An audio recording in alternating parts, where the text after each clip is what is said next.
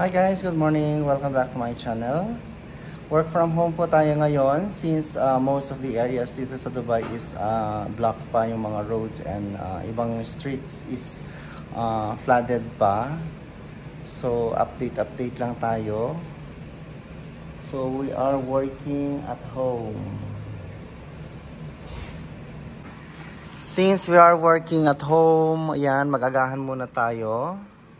Nagluto ako ng pancake, nilagang saging, meron tayong kape while working. So, ito yung ating almusal.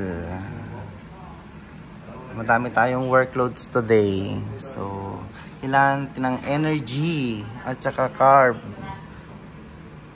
Yan. Okay guys, that's all for today's vlog. Thank you for watching. Keep safe. Bye.